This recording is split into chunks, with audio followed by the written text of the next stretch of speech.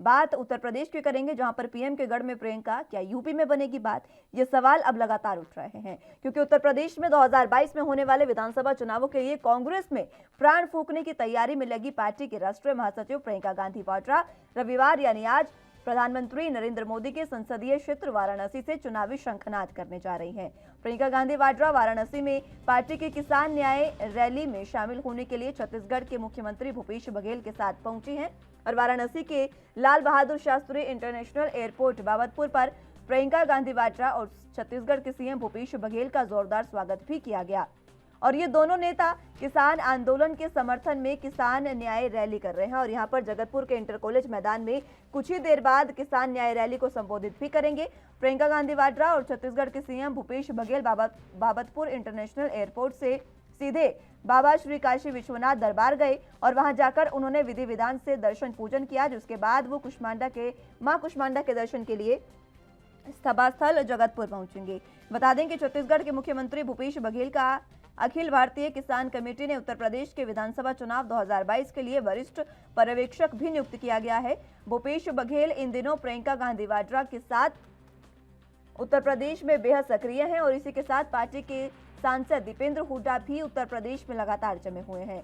प्रियंका गांधी वाड्रा के साथ मंच पर छत्तीसगढ़ के सीएम भूपेश बघेल, राज्यसभा सांसद दीपेंद्र सिंह हुड्डा के साथ कई बड़े चेहरे रहेंगे और जगतपुर के जनसभा को संबोधित करने के बाद वहां एयरपोर्ट के लिए वो रवाना होंगे और इसी के बाद एयरपोर्ट के वेटिंग हॉल में प्रियंका पार्टी के वरिष्ठ स्थानीय नेताओं से मुलाकात कर पूर्वांचल में चुनावी तैयारियों का जायजा लेंगी। रैली में वाराणसी समेत पूर्वांचल के 10 जिलों के पदाधिकारी और कार्यकर्ता शामिल होंगे।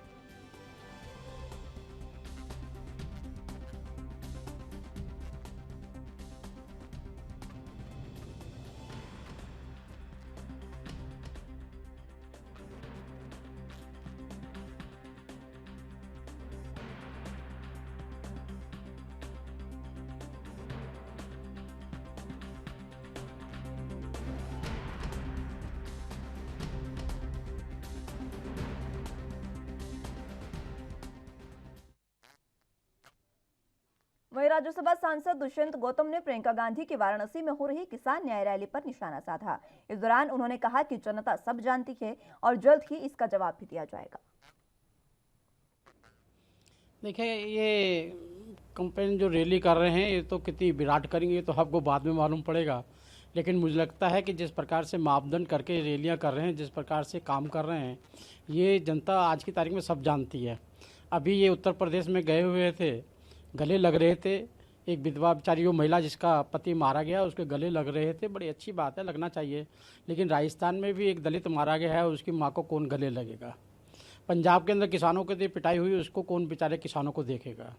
आपके कुछ राजस्थान के अंदर किसान पिटाए हैं, छत्तीसगढ़ के अंदर किसान पिट रहे हैं, लगातार चारों तरफ इनके कांग्रेस शासित राज्यों के अंदर जिस प्रकार से हालात हो रहे हैं, कत्लेआम मचा हुआ है, वहाँ पर नहीं देखते। जब ये राजनीति पिक एंड चॉइस की करेंगे, किसकी जाति है, किसकी धर्म है, कौन सी पार्टी है, कौन सी पार्टी राज कर रही है, कहाँ पर क्या वोट का लाभ होगा, जब वोट की राजनीति और वोट के स्वार्थ से करेंगे तो मुझे लगता है कि जनता के बीच में अपना स्थान बना ही नहीं पाएंगे।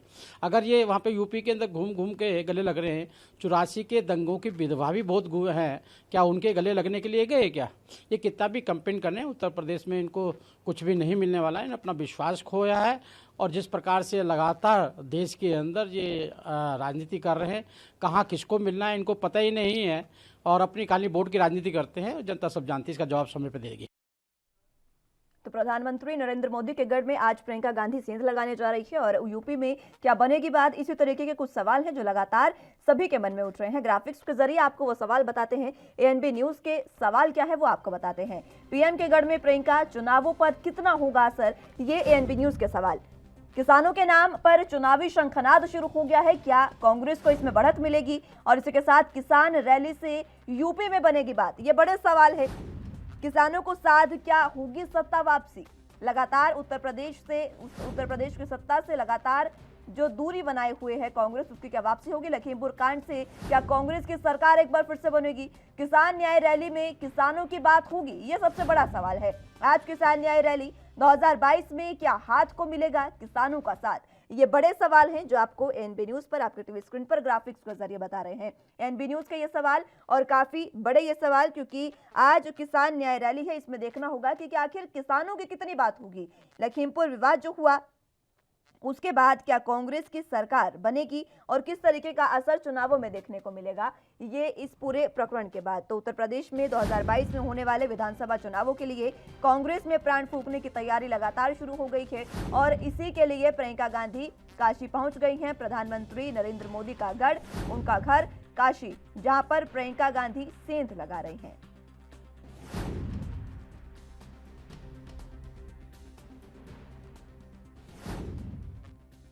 यहाँ पर प्रधानमंत्री नरेंद्र मोदी के गढ़ में प्रियंका गांधी पहुंचे हैं और ये तस्वीरें भी आपको दिखा रहे हैं, जहां पर श्री काशी विश्वनाथ मंदिर में वो पहुंची है, जहां पर उन्होंने पूजा अर्चना की, भोलेनाथ की पूजा अर्चना उन्होंने की। उनके साथ भूपेश बघेल शामिल रहे, छत्तीसगढ़ के सीएम, और इसी के साथ राज्यसभा सांसद दीपेंद्र हुड्डा भी उनके साथ इस दौरान मौजूद रहे। पूजा अर्चना के बाद वो सीधे मां कुष्मांडा के दर्शन के लिए निकली और इसके बाद कुछ ही समय में 1 बजे का समय था संबोधन का और कुछ ही समय में प्रियंका गांधी संबोधित करेंगे किसान न्याय रैली को। ये जो रैली है ये किसानों को न्याय दिलाने के लिए की गई है। सीधे तौर पर इस रैली का कितना असर देखने को मिलेगा आगामी विधानसभा चुनावों में, ये देखने वाली बात होगी। हालांकि इस रैली से सीधे तौर पर कांग्रेस में प्राण फूंकने और चुनावी शंखनाद करने का उसकी शुरुआत जो है वो प्रियंका गांधी ने कर दी है।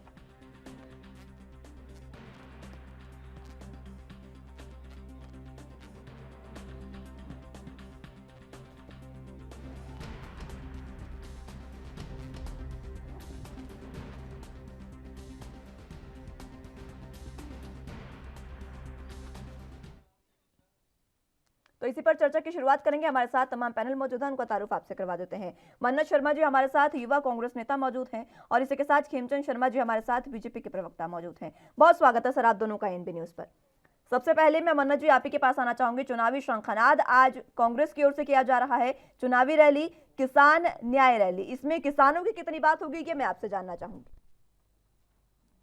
देखिए, अब जैसा कि लखीमपुर खीरी में हुआ, देश में किसानों के जिस तरह से नरसंहार हुआ, जब आजादी की लड़ाई लड़ी जा रही थी, उसके बाद में ये 70-80 सालों में पहली बार हुआ कि इस तरीके से किसानों का नरसंहार इस सरकार द्वारा करा गया।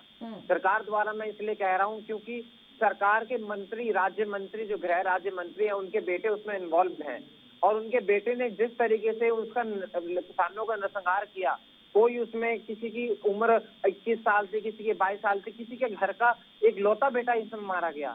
आप सोचिए कि किस तरीके से बुरी तरीके से ये हालत हुई और भाजपा का एक भी मंत्री, एक भी एमएलए, एक भी एमपी, कोई भी इससे बोलने को राजी नहीं है और साथ ही में ये लोग किसानों के बारे में अपशब्द कहते हैं। तो इस चीज से समझना चाहिए कि भाई किसानों की किस तरीके से इन लोगों ने दुर्दशा आज के टाइम पे कर दी है। किसान पूरे एक साल से भी अब ज्यादा होने जा रहा है, 1 साल से बॉर्डरों पे बैठे हुए दिल्ली के प्रधानमंत्री जी 7 RCR में रहते हैं, लोक कल्याण मार्ग में रहते हैं, वो सेंट्रल विस्टा का प्रोजेक्ट का निरीक्षण करने जाते हैं, लेकिन उनके अंदर एक भी बार भी हमारे देश के अन्नदाताओं की हालत देखने का कोई उनका वो नहीं बनता और ना उन्होंने कोई बातचीत का प्रयास किया। तो ये बहुत ही शर्मनाक चीज है। ठीक है, मैं लौटूंगी आपके पास। खेमचंद शर्मा जी आपके पास आना चाहूंगी। प्रधानमंत्री नरेंद्र मोदी लखनऊ गए लेकिन लखीमपुर नहीं जा पाए और वहां तक नहीं गए हैं और किसानों का कितना साथ बीजेपी दे रही है ये देखने वाली बात है। इस तरीके की बातें मन्नत शर्मा जी ने कही। देखिए, जितना किसानों के लिए मोदी जी ने साल की जो कांग्रेस की सत्ता थी उसमें कभी भी नहीं हुआ। भारतीय जनता पार्टी की सत्ता में ही 1.5 लाख करोड़ के आसपास पीएम किसान के अंतर्गत पैसा सीधा किसानों के अकाउंट में डाला गया। डीएपी पे रेट बढ़ता है तो सीधा उसकी सब्सिडी बढ़ाई जाती है और वो सब्सिडी दे के हम किसानों के डीएपी को बढ़ने नहीं देते। किसान क्रेडिट कार्ड के माध्यम से किसान को चीपेस्ट रेट प्रोवाइड किया जाता है ताकि उसको महाजन के पास जाने की जरूरत ना पड़े। हर खेत में पानी पहुंचाने का जो प्रयास है वो मोदी जी करते हैं। हर गांव में सड़क बनाने का प्रयास मोदी जी करते हैं। 60 साल के बाद किसानों को पेंशन मिल सके और एक उनको मिनिमम सपोर्ट मिल सके, ये काम मोदी जी ने किया है।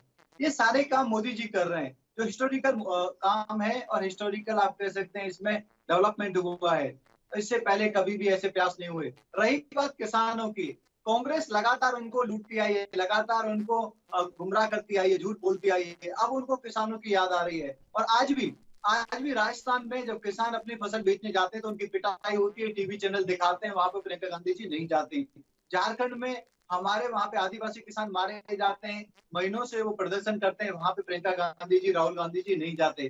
पंजाब में किसानों का जो गन्ना का बकाया है वो अभी दिया नहीं जाता, वो वर्षों से पेंडिंग है, वो वहां पे एजिटेशन कर रहे हैं। उनके लिए प्रियंका गांधी जी नहीं बोलती, राहुल गांधी जी नहीं बोलते। गन्ना का जो बकाया है पंजाब में वो नहीं दिया जाता और ना ही उचित बिजली की व्यवस्था पंजाब में की जाती, लेकिन वहां पे वो आंख बंद करके बैठ जाती हैं। हाँ, लखीमपुर में वो उनको एक पक्ष दिखाई देता है और वहां पे अफवाह फैलाने के लिए, झूठ फैलाने के लिए, राजनीति करने के लिए, गिद्ध वाली राजनीति करने के लिए प्रियंका गांधी जी और राहुल गांधी जी वहां पे पहुंच जाते हैं।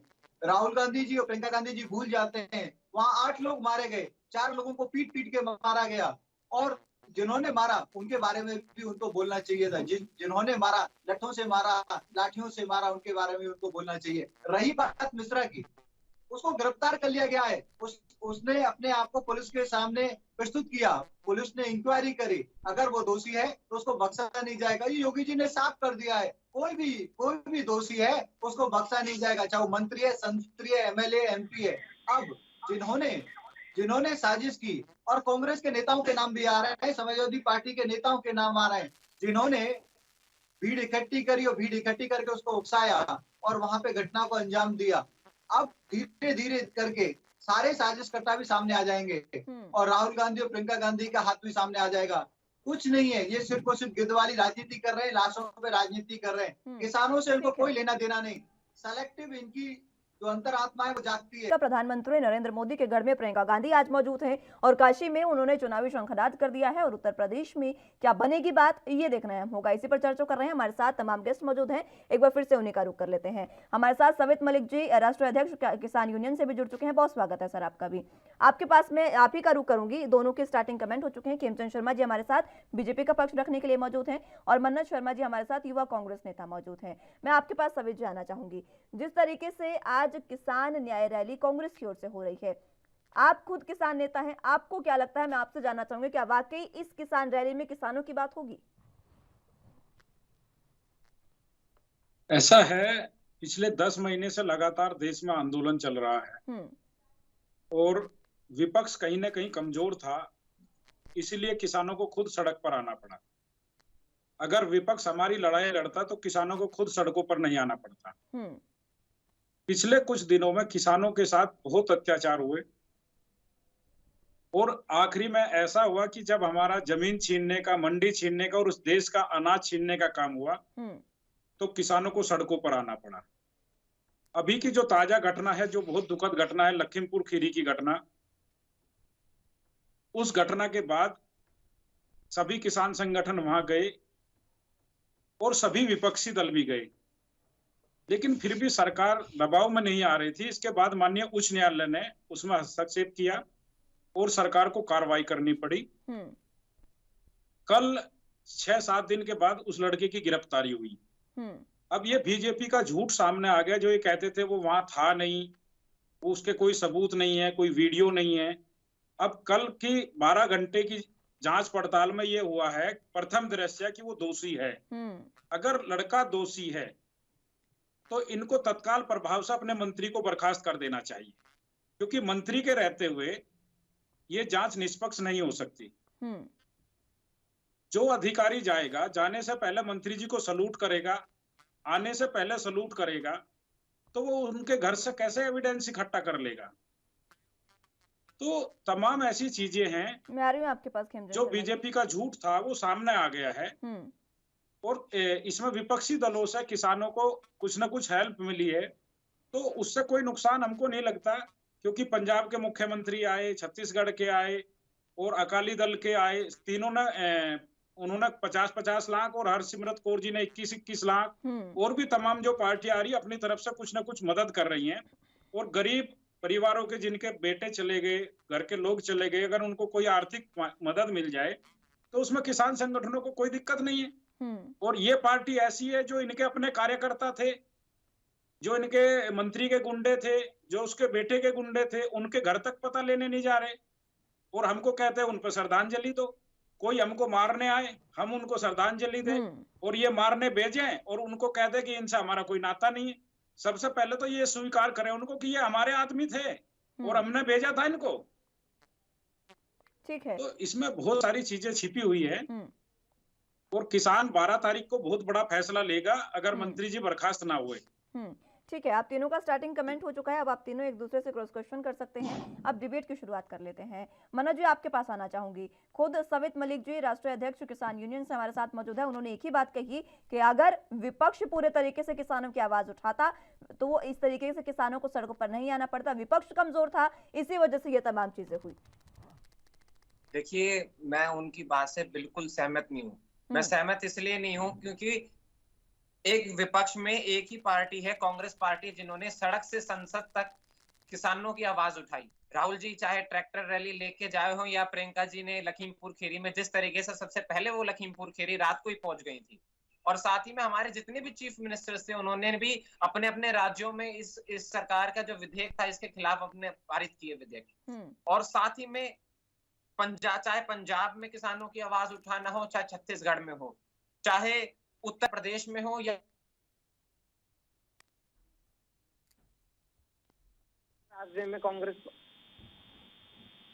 हर राज्य में कांग्रेस पार्टी ने अपनी आवाज उठाई। और इस बात में, और दूसरी बात, हमारे साथी भाजपा के प्रवक्ता जी ने कहा कि भारतीय जनता पार्टी ने जब से आई है तो बहुत किसानों के लिए काम किए हैं। उन्होंने बहुत सारी स्कीम्स गिनाई और कई स्कीम को उन्होंने ऐसे गिना दी तो यूपीए के टाइम पे हुई और इन्होंने उसका नाम बदला। जैसे कि उन्होंने कहा प्रधानमंत्री मंत्रित्व वंदना योजना, जिसका पहले नाम इंदिरा गांधी मातृत्व सहयोग योजना था। उन्होंने कहा वो modified national agricultural insurance scheme, जो बाद में प्रधानमंत्री फसल बीमा योजना के नाम से वो जानी गई।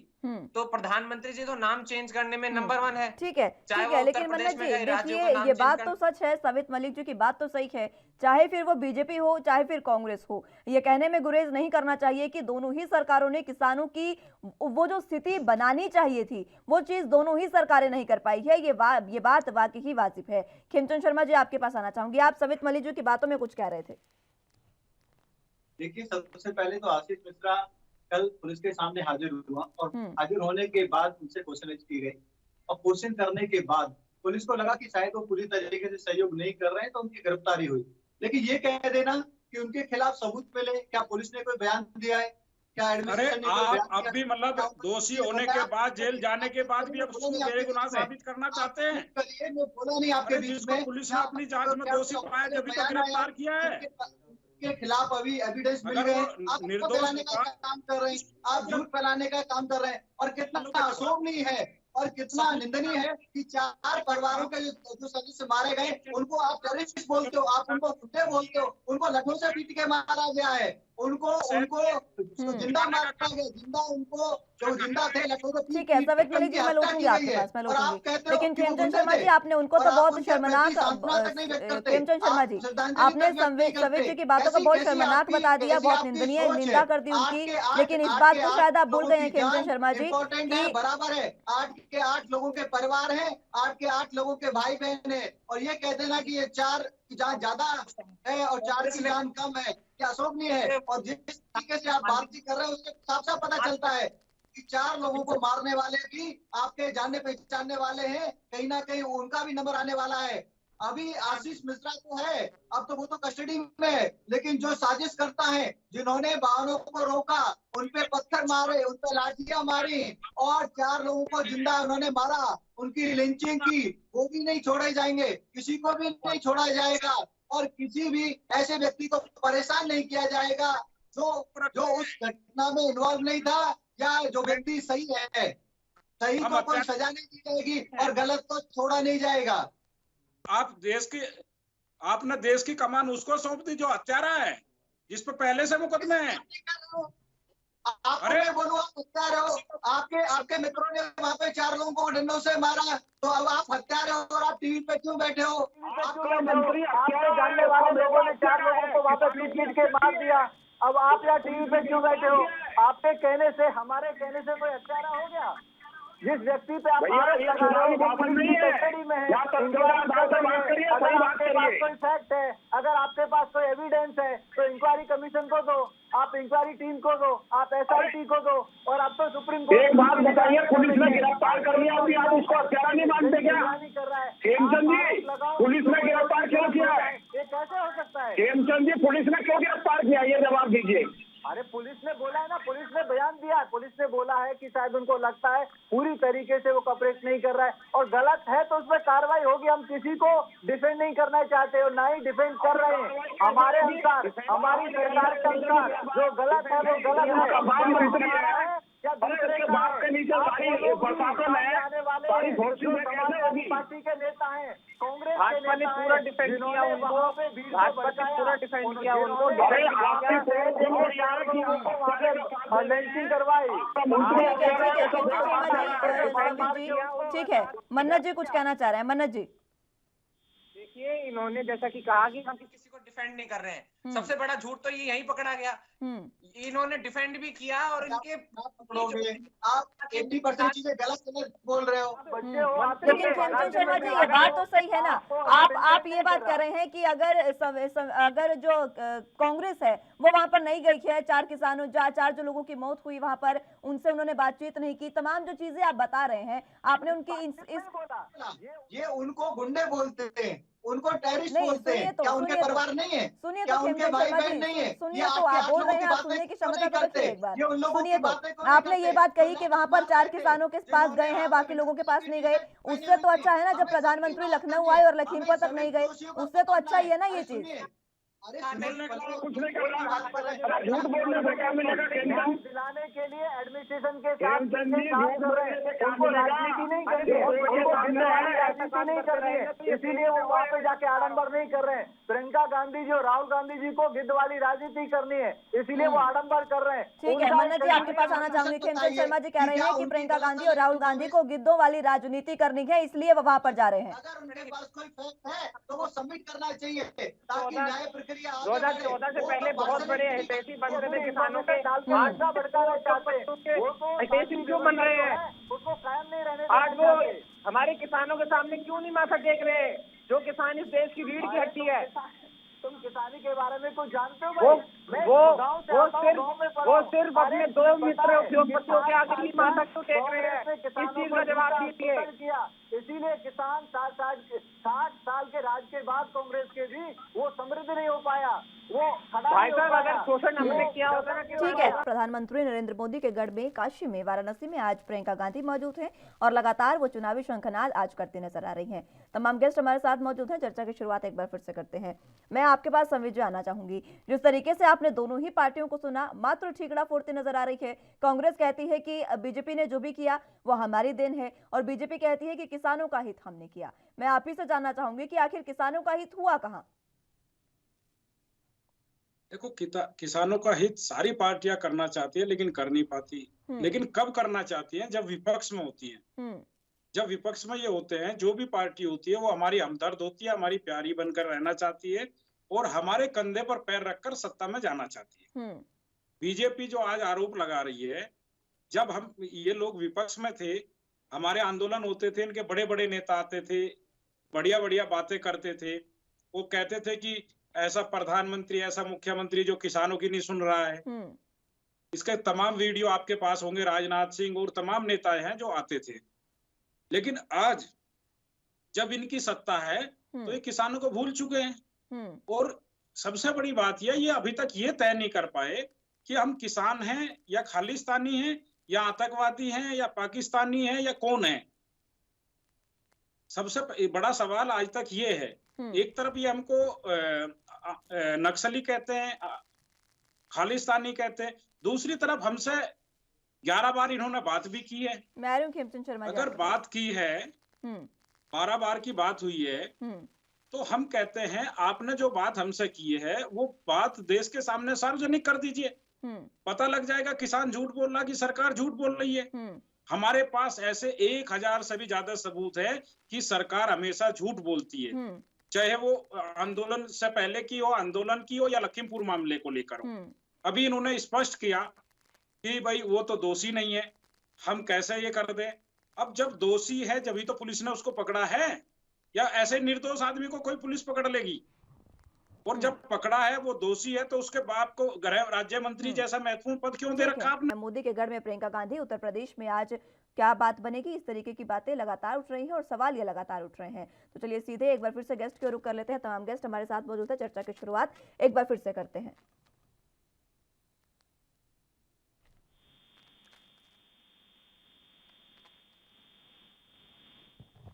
तो प्रधानमंत्री नरेंद्र मोदी के गढ़ में प्रियंका गांधी ने सेंध लगाई है आज, और अब देखना होगा कि तमाम जो सवाल हैं उनके जवाब कब मिलते हैं। प्रियंका गांधी जो हैं वो प्रधानमंत्री नरेंद्र मोदी के गढ़ में आज हैं। इस तमाम चीज़ों का चुनावों पर कितना असर पड़ेगा, ये देखने वाली बात होगी। किसानों के नाम पर चुनावी शंखनाद, क्या मिलेगी बढ़त, इस तरीके के सवाल लगातार एएनबी न्यूज़ पर आपको बता रहे हैं। और एएनबी न्यूज़ के यही सवाल कि आखिर क्या न्याय रैली से किसानों की बात होगी और क्या न्याय रैली में किसान जो है उनकी बात होगी। हमारे साथ तमाम गेस्ट मौजूद हैं। एक बार फिर से चर्चा की शुरुआत कर लेते हैं। सभी गेस्ट हमारे साथ मौजूद हैं। खेमचंद शर्मा जी, आपके पास आना चाहूंगी। आप संबित जी की बातों में कुछ कह रहे थे। देखिए, आदरणीय हमारे भाई जो किसान नेता हैं, उनसे मैं अनुरोध करना चाहूंगा, इन्वेस्टिगेशन चल रहा है इस समय। आप हम आधी अधूरी इन्फॉर्मेशन पे बात ना करें तो अच्छा रहेगा। और इन्वेस्टिगेशन पूरी तरीके से स्वतंत्र तरीके से चल रहा है और किसी को भी छोड़ा नहीं जाएगा। आदरणीय प्राइम मिनिस्टर साहब ने भी ये क्लियर कर दिया है और आदरणीय मुख्यमंत्री साहब ने भी ये क्लियर कर दिया है, चाहे वो कोई भी हो, चाहे हमारे नेता हो, चाहे दूसरे के नेता हो, और कोई भी साजिश करता हो। और हमने कभी भी किसान को आतंकवादी, किसान को गुंडा या किसान को खालिस्तानी या पाकिस्तानी नहीं कहा। किसान को हम किसान ही कहते हैं। 80% से ज्यादा नेता हमारे किसान परिवारों से आते हैं। मैं खुद किसान परिवार से आता हूँ। हम अपने परिवारों को कैसे खालिस्तानी कह सकते हैं, कैसे गुंडा कह सकते हैं, कैसे पाकिस्तानी कह सकते हैं? खेमचंद शर्मा जी, ये बात आप बिल्कुल गलत कह रहे हैं। कभी भी तो आप बोल लीजिए, ये बात तो आप गलत थोड़ी सुनेंगे ना सर, गलत तो नहीं सुन पाएंगे ना। आप ये बताइए कि आप खुद आप ही के, सुनिए खेमचंद शर्मा जी, आप ही के प्रवक्ता हैं जो यहाँ पर बैठकर किसानों को खालिस्तानी कहते हैं, भिंडरवाला के समर्थक कहते हैं। कृपया मेरे को बोलने दीजिए, मैं आपको बता दूं। भिंडरवाला के समर्थक उन्हीं को कहते हैं जो भिंडरवाला के समर्थक है, जो भिंडरवाला की टी शर्ट पहन के, कपड़े पहन के जो एजिटेशन में दिखाई देते हैं। ये तो किसान नेताओं की ड्यूटी है। ऐसे लोगों को अपने एजिटेशन में आने क्यों देते हैं? ऐसे लोगों को वो अपने प्रदर्शन में आने क्यों देते हैं? क्यों दूर नहीं करते उनको? उनसे क्या प्रेम है, उनसे क्या दोस्ती है? उनसे दूर रखो ना। क्यों दिल्ली के बॉर्डर पे जो उग्रवादी हैं उनकी तख्तियां लेके लोग बैठ जाते हैं? अरे उनको भगाओ। क्यों आपके एजुटेशन में आते हैं? आपको किसान है तो किसान जो करता है, किसान का जो व्यवहार है, जो आचार है, जो नीति है, जो रीति है, उसके अनुसार आप रहो। क्यों ऐसे नहीं देते हो? आपके बारे में इधर उधर की बातें करेंगे ही करेंगे। अभी भी क्या हुआ, हमने देखा बहुत सारे युवा भिंडरवाला की टी शर्ट पहने हुए वहाँ पे थे, लाठियां चला रहे थे, प्रदर्शन कर रहे थे, उपद्रव कर रहे थे। ऐसे लोगों को शामिल होने भारतीय जनता पार्टी दो लोगों के प्रश्न नहीं कहता। भारतीय जनता पार्टी गलत नहीं कह सकती और भारतीय जनता पार्टी ऑफिशियली किसान नेताओं को या किसानों को कभी भी खालिस्तानी, पाकिस्तानी, गुंडा कभी भी नहीं कह सकती और ना ही कहा और ना ही हम कहते हैं। किसान हमारे आदरणीय है और रहेंगे, लेकिन जो असामाजिक तत्व हैं उनको ना शामिल होने की जिम्मेदारी भी, उनको अपने प्रदर्शन से दूर करने की जिम्मेदारी भी हमारे सम्मानित। खेमचंद शर्मा जी, मन्नत जी कह रहे हैं कि भारतीय जनता पार्टी किसानों की बातों का जवाब नहीं देती है, मात्र 2 बातों का जवाब देती है। मैं उन्हीं से जानना चाहूंगी, मन्नत जी। ये सिर्फ 2 लोगों की बातों का जवाब देते हैं, 2 लोगों से गले मिलते हैं। ये हमारे किसानों से भी गले नहीं मिलते हैं। ये सिर्फ 2 लोगों की सरकार है। जैसे कि राहुल जी ने कहा था, ये सूट फूट की सरकार है, ये हकीकत में सूट फूट की सरकार है। ये सरकार किसानों की नहीं है। ये हल और मिट्टी के बारे में कुछ नहीं जानते हैं। ये सिर्फ सूट फूट के बारे में जानते हैं। ये सिर्फ अंबानी अडानी के बारे में जानते हैं। ये सिर्फ इतना जानते हैं कि किसानों का विकास ना हो। ये सब इतना जानते हैं कि सिर्फ 2 लोगों का विकास हो, चाहिए ताकि वो पंजाब को बर्बाद कर सके और पाकिस्तानी मित्रों के साथ मिलके भारत को नुकसान पहुंचा सके। आप उनकी बात कर रहे हैं तो मैं आपको नाम बता देता हूं, उनका नाम है सिद्धू।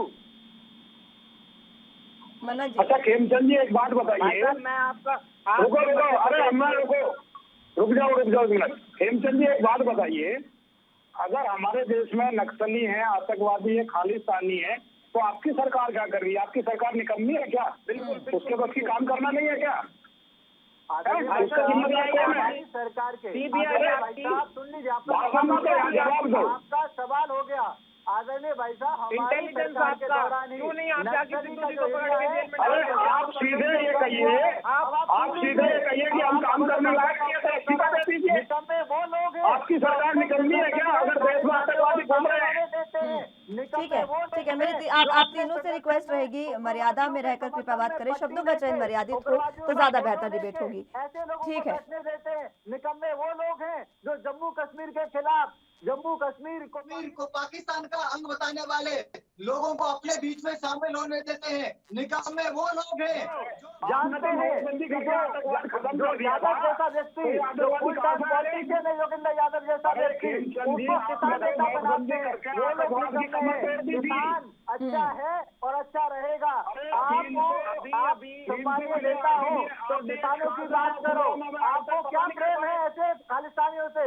आपको क्यों प्रेम है ऐसे उग्रवादियों के समर्थकों से? आपको क्या प्रेम है? धक्के मार के निकालो।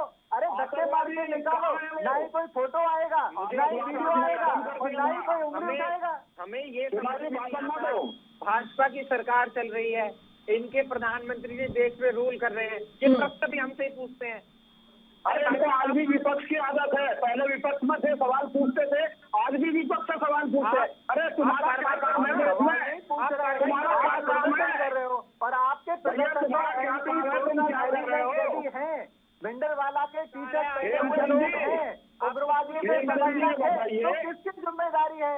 अगर मैं प्रदर्शन कर रहा हूँ और मेरे ग्रुप में एंटी नेशनलिस्ट आते हैं, एंटी सोशल एलिमेंट आते हैं, तो ये मेरी जिम्मेदारी है ना कि मैं ऐसे लोगों को अपने प्रदर्शन में शामिल ना होने दूं। हम आप पे उंगली नहीं उठा रहे, हम ऐसे लोगों पे उंगली उठा रहे हैं जिन पे सभी लोग उंगली उठा रहे हैं। मन्नत जी आपसे पूछ रहे हैं खेमचंद शर्मा जी कि सरकार की आखिर क्या जिम्मेदारी है, वो भी बता दें उन्हें। सरकार की जिम्मेदारी क्या है, मन्नत जी पूछ रहे हैं। ठीक है, मैं एक बार उनसे उनका जवाब ले लूं। मैं लौटूंगी खेमचंद शर्मा जी, मन्नत जी का भी जवाब लेना जरूरी है। मन्नत जी क्या कुछ कहना चाह रहे हैं आप? मजबूत किया है नक्सल के एरिया को। हमारी भी जिम्मेदारी है कि हमारे कौन कौन ना आए। अगर कोई ऐसे अराजक तत्व अगर उसमें घुस जाते हैं, अगर किसी इंटेंशनली घुस जाते हैं, तो उसमें सरकार की क्या जिम्मेदारी है? सरकार कैसे उसको हैंडल करेगी? बैठे हुए हैं जो कहते हैं हम नेता हैं, जो कहते हैं हम एमपी हैं। ठीक है खेमचंद शर्मा जी, मैं लौटूंगी आपके पास, लेकिन मन्नत जी एक सवाल मेरा आपसे भी रहेगा। बार बार यही सवाल उठते हैं, आप तमाम बार सरकार पर तो सवाल उठा रहे हैं मन्नत जी, लेकिन अभी राजस्थान के हनुमानगढ़ में जिस तरीके से किसानों को पीटा गया, कल ही जो एक दलित वहां पर युवक था उसकी पिटाई हुई, उसको पीट पीट कर मार दिया गया। बहुत सी चीजें हैं जो कांग्रेस शासित प्रदेश में भी हो रही है। अभी अगर हम दलित युवक की बात ना करें तो जिस तरीके से राजस्थान के हनुमानगढ़ में किसानों पर लाठीचार्ज किया गया और उसी के साथ छत्तीसगढ़ में जिस तरीके से 4 किसानों के शव उनके घर पहुंचे, ये तमाम चीजें क्या है? आप लखीमपुर जा रहे हैं, आप हर जगह जा रहे हैं, पंजाब से डेलीगेशन जाता है लखीमपुर, राजस्थान से जा रहा है और छत्तीसगढ़ के खुद सीएम वहां पर मौजूद हैं, हरियाणा से खुद सांसद ये दीपेंद्र हुड्डा वहां पर जा रहे हैं। आपके राज्य में जो हो रहा है उसका ध्यान कौन रखेगा? देखिए, हमारे राज्य में इस तरीके से आप कोई भी कांग्रेस के नेताओं का बयान उठा के देखिए, किसी ने क्या अभी तक ये कहा कि उसमें हमारी सरकार का जो प्रशासन था वो इन्वॉल्व नहीं था? किसी भी सरकार में हमारी जो भी सरकार छत्तीसगढ़ में आप जो बता रहे हैं, हनुमानगढ़ में जो आप बता रहे हैं, जो भी कार्यक्रम हुआ, क्या हमारे किसी भी नेता ने ये कहा कि हमारे इसमें प्रशासन इन्वॉल्व नहीं था? बिल्कुल था, हम खुद मानते प्रशासन इन्वॉल्व था। तो फिर उसके ऊपर कड़ी कार्रवाई क्यों नहीं गए? उन लोगों के घर क्यों नहीं गए? उन किसानों के घर क्यों नहीं जाया गया कांग्रेस द्वारा? अरे वहाँ विपक्ष जाएगा कि सत्ता पक्ष जाएगा? विपक्ष वालों को जाना चाहिए ना, ये बोल रहे हैं, ये जाए वहाँ पर। इसी को तो दो कोई राजनीति कहते हैं। कर रहे हो आप, दो कोई राजनीति करने वालों पे सवाल प्रियंका गांधी जो आप बैठी हुई है, हमारे हमारे पास किसानों के साथ छत्तीसगढ़ का मुख्यमंत्री उत्तर प्रदेश में जाके कंपनसेशन दे रहा है, जो अपने राज्य में काम नहीं कर सकता, अपने राज्य के किसानों को नहीं। रुकिए खेमचंद शर्मा जी, मन्नत जी, मैं आप दोनों के पास लौटूंगी। सभी जी, एक बात मैं आपसे जानना चाहूंगी। आप कह रहे हैं कि वहां पर विपक्ष हो जाएगा राजस्थान और छत्तीसगढ़ में। मैं आपसे जानना चाहूंगी, क्या आप ये उम्मीद नहीं करते हैं कि लखीमपुर की जो घटना हुई उसमें सरकार सत्ता पक्ष आए, बीजेपी आए आपसे मिलने? क्या किसान ये उम्मीद नहीं कर रहे हैं कि जो तमाम जो किसान मृतक जो हैं, या यूं कहें कि जो किसानों की मौत हुई इस तमाम प्रकरण में, उसके बाद क्या नहीं चाह रहे हैं कि किसान की खुद सरकार वहां पर आए, खुद योगी जी उनसे मिलने आए? क्या नहीं चाह रहे हैं किसान? देखो, मैंने अभी भी आपको बताया था, फिर बताता हूँ, जो विपक्ष में होता है वो हमारा हमदर्द होता है, सत्ता में जाते ही भूल जाता है, कोई भी पार्टी हो। अब उत्तर प्रदेश में बीजेपी की सरकार है, यहाँ पर कोई घटना घटी है तो यहाँ विपक्ष साथ दे रहा है ना। अगर राजस्थान में कांग्रेस की सरकार है, वहाँ किसानों के साथ कुछ हुआ है तो ये लोग घर में क्यों बैठे, खड़े होकर क्यों नहीं आते? किसानों के साथ विपक्ष के रूप में खड़े होना है या खाली यहाँ पर बैठ के बात करने के लिए हैं? भैया वहाँ आगे वोट चाहिए, तुम्हें सरकार बनानी है तो किसानों की लड़ाई लड़िए साथ में खड़े होकर। मैडम मुझे 1 मिनट दीजिए। सत्ता में होता ठीक है, किसान न्याय रैली हो रही है, उसी पर चर्चा कर रहे हैं और हमारे साथ तमाम गेस्ट मौजूद हैं। एक बार फिर से चर्चा की शुरुआत करते हैं। मन्नत जी, मैं आपके पास आना चाहूंगी, आप समय मांग रहे थे, आप अपनी बात रखें।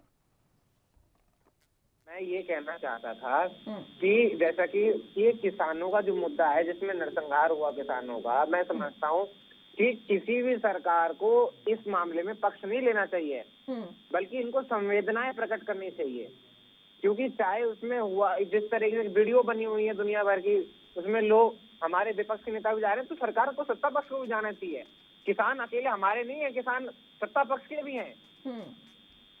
किसानों की सुननी चाहिए सरकार को। इस चीज को समझना पड़ेगा भाजपा के लोगों को कि किसान अकेले हमारे नहीं, किसान सरकार के भी हैं, किसान सबके हैं। लेकिन मन्नत जी, मानिए चाहे ना मानिए, लेकिन इस समय किसान मात्र राजनीति के लिए, मात्र वोट बैंक के लिए रह गए हैं। आज खुद प्रियंका गांधी चुनावी शंखनाद कर रही है वाराणसी में, प्रधानमंत्री नरेंद्र मोदी के गढ़ में अगर वो है तो वो भी किसानों के ही मुद्दे को लेकर। आप जिस व्यक्ति से बात कर रहे हैं, चलिए, संपर्क उनसे टूट गया है, एक बार फिर से उनको जोड़ने की कोशिश करेंगे। सवित जी, आपके पास मैं आना चाहूंगी। मैं आपसे जानना चाहूंगी क्या वाकई मात्र किसान जो है इस समय वोट बैंक की राजनीति, माफ कीजिएगा, जो तो दोनों पार्टियां हैं वो किसानों को मात्र वोट बैंक समझ रही हैं और वोट बैंक की राजनीति। आज प्रधानमंत्री नरेंद्र मोदी के गढ़ में चुनावी शंखनाद प्रियंका गांधी कर रही है। उत्तर प्रदेश में वो इसी शंखनाद से चाहती है कि आखिर कैसे दोबारा उत्तर प्रदेश में सत्ता लाई जाए, और इसी को लेकर आज वो किसानों के मुद्दे, किसानों के ही नाम पर एक बार फिर से चुनावी शंखनाद कर रही हैं।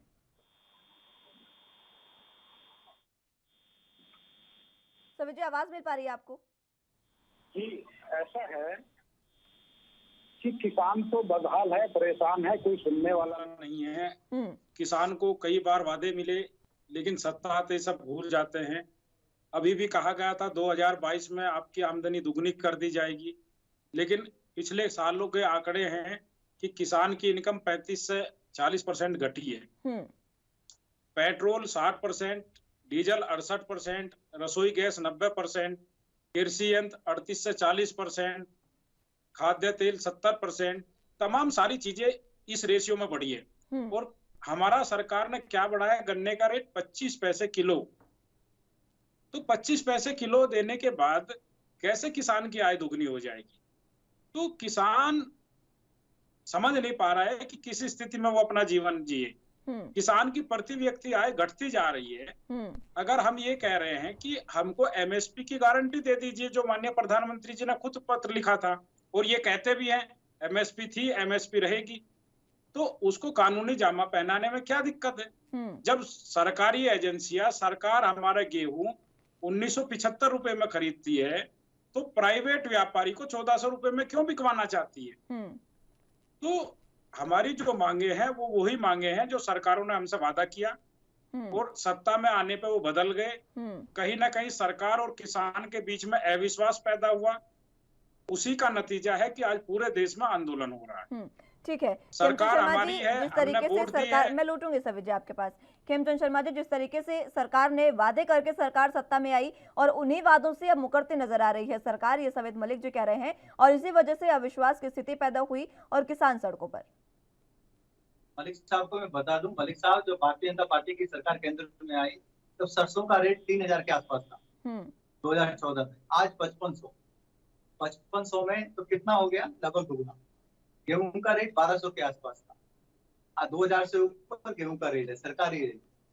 आप कैसी बातें करते हैं? दूसरा, हम लोगों ने किसानों की जो लागत है उसको कम करने के लिए पीएम किसान के माध्यम से हम मदद दे रहे हैं। सीधा सीधा हर खेत तक पानी पहुंचाने का काम कर रहे हैं। किसान क्रेडिट कार्ड के माध्यम से सस्ता लोन दिया जा रहा है और उस पर भी सब्सिडी दी जा रही है ताकि महाजन के आसपास या महाजन के पास जाके हाथ न फैलाने पर आप उनको पैसे ना देने पड़े। और हर चीज रिन्यूएबल एनर्जी के लिए हम लोग वहाँ पे षड्यंत्र लगा रहे हैं किसानों को सब्सिडी दे, ताकि किसानों को जो डीजल है उसकी खपत कम से कम करनी पड़े, और बिजली से जो रिन्यूएबल एनर्जी है, सोलर जो पावर है, जो सोलर जो प्लांट है, उसके माध्यम से वो अपने पानी का और खेतों का काम कर सकें। ये सरकार 360 डिग्री पे किसानों की मदद करने की कोशिश कर रही है, हर एंगल से किसान को एम्पावर करने की कोशिश कर रही है। ये तीनों के तीनों कानून भी किसान को आप कह सकते हैं कानूनी रूप से एम्पावर करने का काम करेंगे।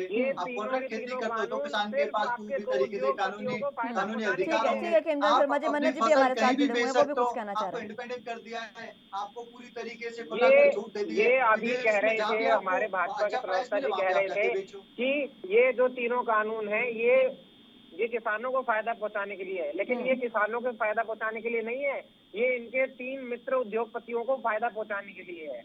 अंबानी, अडानी, इन सबको ये सब फायदा पहुंचाने के लिए और किसी के लिए नहीं है। अभी मैं सुन रहा था, कई लोग कह रहे थे कि प्रियंका गांधी जी राजनीति कर रही है किसानों को लेके। देखिए, अगर हमें राजनीति करनी होती तो हम राजस्थान में तो नहीं जाते, छत्तीसगढ़ में तो नहीं जाते, हमारे हर राज्य में, हर राज्य में हम लोग, हमारे जो कांग्रेस कमेटी है वो रैली निकाल रही है, वो किसानों का समर्थन कर रही है, तो हर राज्य में तो इलेक्शन नहीं है। प्रियंका जी इससे पहले छत्तीसगढ़ भी गई हैं, राहुल जी छत्तीसगढ़ गए हैं, राहुल जी पंजाब में भी गए हैं, राहुल जी राजस्थान में भी गए हैं, राहुल जी उत्तर प्रदेश में भी गए हैं अभी थोड़े दिन पहले। तो ये कोई राजनीति नहीं कर रहे हम, थोड़ा चेक करो किसानों से हमें, और फिर टीवी पे बात रखो। किसानों से हमें, हम किसानों के साथ खड़े हैं, किसानों की मांगों के साथ में खड़े हैं, और इसलिए ही हम लोग इस बात का समर्थन कर रहे हैं। इसमें कोई चुनावी बात नहीं है, कोई इसमें राजनीति नहीं है। ठीक है, इसमें कोई चुनावी आगाज नहीं है और कोई किसी तरीके से चुनाव के लिए नहीं देखा जा रहा, कोई राजनीति नहीं है, सभी जो ये कह रहे हैं। मन्नत जी, देखो, राजनीति पार्टी बनी ही राजनीति करने के लिए। अगर कोई ये कह रहा हम राजनीति नहीं कर रहे हैं तो फिर संन्यास लेके घर बैठ जाए। सारी पार्टियां राजनीति करती है, जब मुद्दा मिलता है तो सब करते हैं, और मुद्दा सत्ता पक्ष के लोग दे रहे हैं। अगर सत्ता पक्ष के लोगों ने मुद्दा दिया है तो विपक्षी दल उसको जरूर भुनाएंगे। अगर इनको लगता है कि इनको राजनीति नहीं करनी है तो क्यों उनको बार बार मौका देते हैं, क्यों किसानों की बात नहीं मान लेते हैं? अगर किसान दुखी है, परेशान है, सड़कों पर बैठा है, तो विपक्ष राजनीति नहीं करेगा तो कौन करेगा राजनीति? किसान तो राजनीति करने आया नहीं है, किसान तो अपने जमीन बचाने, अपनी नस्ल और फसल बचाने आया है, देश का अनाज बचाने आया है। तो विपक्ष राजनीति करेगा, कर रहा है, क्या कर रहा था उसमें? और मौका सत्ता पक्ष दे रहा है। जब सत्ता पक्ष विपक्ष में आ जाएगा वो भी राजनीति करेगा। किसान तो बेचारा है और लाचार है, उसके कंधे पर तो पैर रख के इनको सत्ता हासिल करनी है। तो सारे लोग ऐसे ही हैं। ठीक है सवेद जी। खेमचंद शर्मा जी, आपके पास आना चाहूंगी, समय की भी कमी है, आखिरी कमेंट आपका चाहूंगी पूरे मसले पर। और जिस तरीके से खुद सवेद जी कह रहे हैं कि मुद्दा जो है वो सत्ता पक्ष दे रहा है, इसीलिए विपक्ष राजनीति कर रहा है। देखिए, भारतीय जनता पार्टी की सरकार किसानों के कल्याण के लिए, किसानों के डेवलपमेंट के लिए प्रतिबद्ध है और लगातार हम उस पर काम कर रहे हैं। तो जहाँ तक बात यूपी की घटना की है, निष्पक्ष तरीके से जांच चल रही है, किसी को भी छोड़ा नहीं जाएगा। कोई भी हो, चाहे वो कांग्रेस, समाजवादी पार्टी के नेता इन्वॉल्व हो, चाहे भारतीय जनता पार्टी के नेता का नाम आओ, किसी को भी छोड़ा नहीं जाएगा। निष्पक्ष रूप से जांच कार्रवाई होगी, जिसमें ये बता दिए मंत्री जी को कब बर्खास्त कर रहे हैं? जब तक मंत्री बर्खास्त नहीं होंगे, मंत्री जी उस घटना में जांच नहीं होगी। मंत्री जी का नाम है क्या? मंत्री जी उस घटना में इन्वॉल्व है क्या? FIR में उनका नाम मंत्री जी का नाम FIR है। आप क्यों मंत्री जी के नाम FIR बातें करते हो? मंत्री जी के नाम से FIR है। गलत बातें करना शोभा नहीं देता। खेमचंद शर्मा जी, अभी तक तो आप ये भी मानने को तैयार नहीं थे कि आशीष मिश्रा भी दोषी है। खेमचंद शर्मा जी, अभी तक तो बीजेपी ये भी मानने को तैयार नहीं थी कि आशीष मिश्रा भी दोषी है। अब जब उनसे 12 घंटे की पूछताछ हुई, उसके बाद तमाम स्थितियां खुली, उसके बाद जब सभी चीजें सामने आई ना, तभी बीजेपी ने ये चीजें मानी। अभी आप मंत्री जी पर कह रहे हैं, कुछ दिन में मंत्री जी की भी तमाम चीजें सामने आ जाएंगी और फिर आप उन पर भी इसी तरीके से सवाल उठाएंगे। और जो दोषी है उसके खिलाफ कार्रवाई होगी। पार्टी किस तरीके से किसानों के लिए प्रतिबद्ध है, विकास के लिए प्रतिबद्ध है, ये सिर्फ अपने मित्रों के लिए विकास के लिए प्रतिबद्ध है। आप बात दीजिए कि आपकी मंत्री जी का इस्तीफा लेंगे, जो राजस्थान, हरियाणा, जो किसानों के हथियारे हैं उनका कब इस्तीफा लेंगे, हर जगह उनके ऊपर कब कार्रवाई होगी? ऐसे लोगों के भी मित्र बताने की जरूरत है क्या? और आपको पता है, आपका तो जन्म भी नहीं हुआ होगा, अंबानियों को खड़ा करने वाली कांग्रेस है। अंबानियों को सहारा देने वाली कांग्रेस है और आप अभी अंबानी जियो अडानी के कर रहे हो। जियो के एडवर्टाइजमेंट आपको पे पता जियो के होनी चाहिए, अपनी हिस्ट्री पता एडवर्टाइजमेंट होनी में चाहिए। प्रधानमंत्री जी का फोटो लगा था, आप आपको भूल पता गए? होनी चाहिए इंदिरा जी के साथ जियो के अंबानी एडवर्टाइजमेंट में खाता था, प्रधानमंत्री जी ने अपने टेबल पे बैठ के उनके लंच एडवर्टाइजमेंट दिया था, आप डिनर भूल होते गए? थे। और अब आप अंबानी और अडानी की आपने बात एयर करते हो इंडिया हमारे बेचा, देश में। आपने बीएसएनएल बेचा। कमीशनबाजी का, ठीक है, कमीशनखोरी का ठीक है खिमचंद शर्मा जी और मन्नत जी। सवित जी, आपके पास मात्र 30 सेकंड के लिए आखिरी कमेंट आपका चाहूंगी। किसान न्याय रैली आज हो रही है, किसानों की बात उसमें होगी, किस तरीके से आप इसे देखते हैं? मात्र 30 सेकंड में। हम तो ये कहते हैं कोई भी पार्टी हो अगर किसानों से वादा करती है वही वादा करे जिसको पूरा कर सकती है। किसानों को धोखा न दे और उसको बहकाकर वोट हासिल न करें। अगर आप कुछ करना चाहते हैं तो सही घोषणा पत्र जारी करिए और किसान के लिए कुछ न कुछ करिए, किसान को इस्तेमाल मत कीजिए। ठीक है, बहुत शुक्रिया आप तीनों का हमारे साथ जुड़ने के लिए और चर्चा हमारे साथ करने के लिए, बहुत शुक्रिया। और फिलहाल जिस तरीके से तमाम स्थितियां हैं, किसान न्याय रैली आज हो रही है, देखना होगा उस रैली में किस तरीके से किसानों की बात उठाई जाएगी।